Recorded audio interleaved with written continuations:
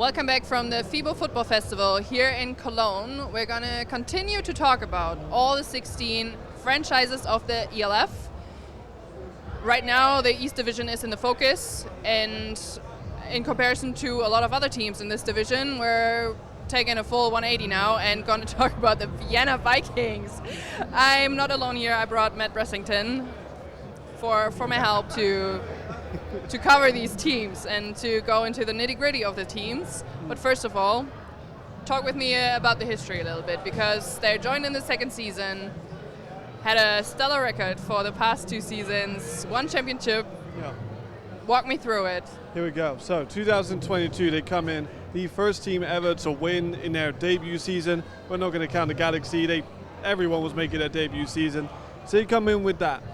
They win the championship at 10-2.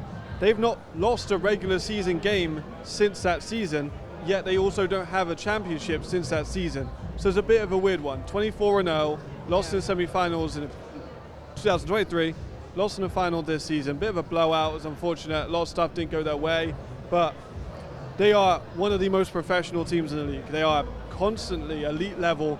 We'll never have a bad Vienna Vikings team, because this is just such an elite level of franchise from the very bottom to the very top.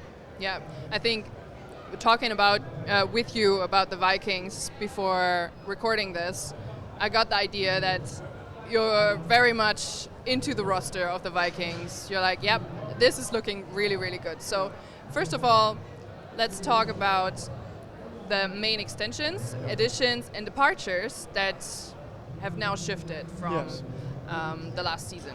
I'll start with the departures. There's quite a few, actually. It's quite a different change in team.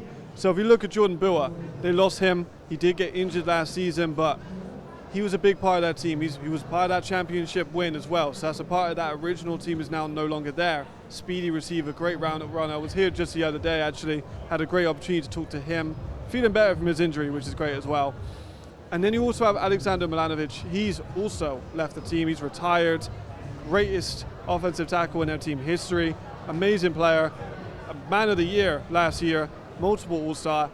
They've lost a couple other guys as well, like Matthew Dautry, their center, probably the second best center in the league. He's now left as well.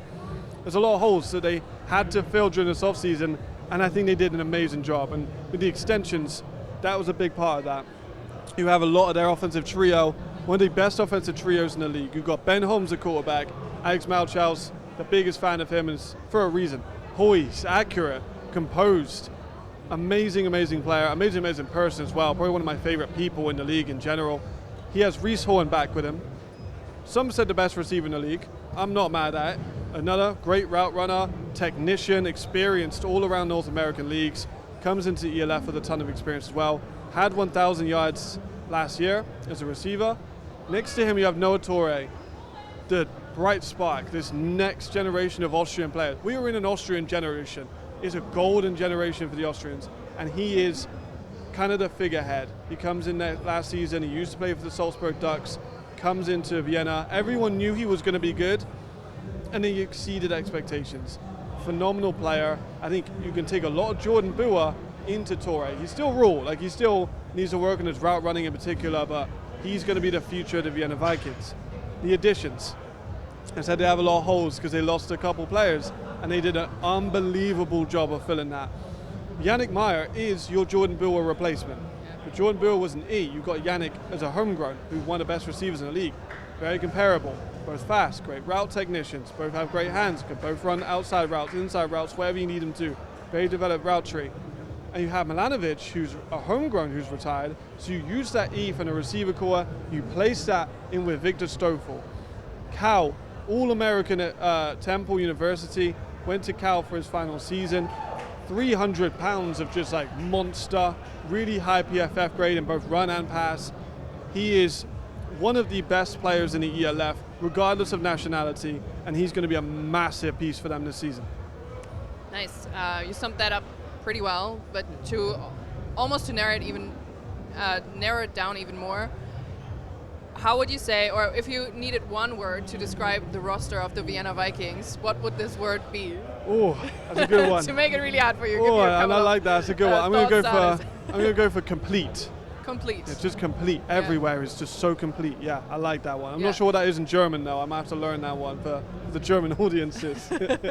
But why would you say it's this complete?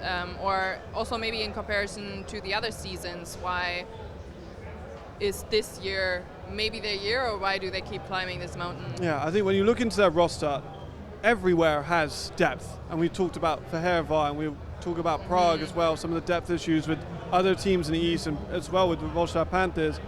They do not have that problem. You look at the running back room, they've got Kari Pajarinen, probably top 3 running back in the league. Behind him, you've got Florian Wiegen, who was an experienced ELF starter. At the receiver core, you've got Noah Torre, we mentioned, Reese Horn, Johannes Schultz, you've got Raphael Bijani, you've got Yannick Meyer, you've got Emil Eckenstoffer. That's just receivers. Offensive line, there's a ton of depth. Pascal Daniel, Daniel Ruta, George Mark, like honestly, everywhere in the league you have these teams that just have stacked units, and Vienna is probably the most stacked team. They have got an incredible amount of talent in every single position. If a player goes down injured, a starter, there's 3 guys you could be like, yeah, they'll just step up and start in. And that's because they have one of the best academies in Europe. It's the NFL Academy at 1. You've got maybe Dusseldorf or Schwäbisch or Vienna at that number 2 spot. So they are constantly making unbelievable players, and everyone in Austria wants to play for the Vienna Vikings. Sorry, Raiders Tyrol fans, but it's very true. Yeah, it is very true. And if we take the depth of this roster, I think that comes in very handy for a packed schedule that they have ahead in the upcoming season in 2025. But I think first off, before we jump into the schedule, with the Vienna Vikings, I think a lot of people are a little doubtful if they're actually as good as they seem to be, or if they just have it very easy in the division that they're in. So what's your take on it? I think they're a legit team. I think, like you say, people are always going to say, oh, but they play in the East, right? So it's 12-0. They ain't really 12-0 because they play in a weaker division. I think times are changing. Prague are getting stronger, Fehervar are getting stronger, but Panthers are getting stronger. European American football is getting stronger every single day. No one is safe. Doesn't matter what division you're in, there's always going to be teams coming for you. And I think Vienna are aware of this. They're definitely still the favorites for the division, but they're going to be looking around that East thinking, all right, we could have a couple of challenges within division this year, which is something they've never had in the last 2 seasons. Okay, perfect. Let's see what the biggest challenges will be for their upcoming season. And again, since I'm filling in for Nick, I'm going to pick the way he would have picked the schedule. And the first week they play against Prague in Prague, and Nick called this as a win. Fair enough. I pretty much agree with that. Next week they play at home against the Entroners. I also set this as a win. Reasonable. Next one, Rhein Fire, which I think is the most interesting candidate to look at here, because I think this is the first time that they play Rhein Fire in the regular season. In the past seasons, they only encountered each other in elimination rounds, which is, I think, also a different feeling than playing them within the season. So interesting that Nick called this as a win here. Oh, okay, interesting. I like that. I like that, Nick. I like that, Nick. Okay. Yep. Yeah. Next one, Tyrol Raiders. So their home derby against the other Austrian team, also called as a win by Nick. All right. Nice. Okay. Starting hot. Yeah. We have a bye week then, and then we play Rhein Fire yet again. Interesting. But this time Nick called it as a loss when they play Rhein Fire at home. The regular season winning streak ends at 28? That would be quite an incredible winning streak. Well, that would be interesting to look at. Yeah. Again, Tyrol Raiders next, that they play them away. Called this as a win. Okay. And then you're up. You're moving on with the Prague. My time to shine, beginning with the Prague Lions.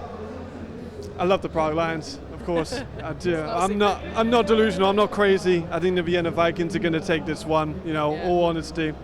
Paris Musketeers. We mentioned the East schedule, but they don't have to play everyone in the East. Rhein Fire, Paris Musketeers, 2 of the hardest teams outside the conference they could have possibly had to play. I think they get a win here. I think they beat Paris. It's a massive win. It's going to really set the tone for the year. I do think they then go on to beat Panthers and the Entroners, and then the Panthers again, a little bit of an easier one.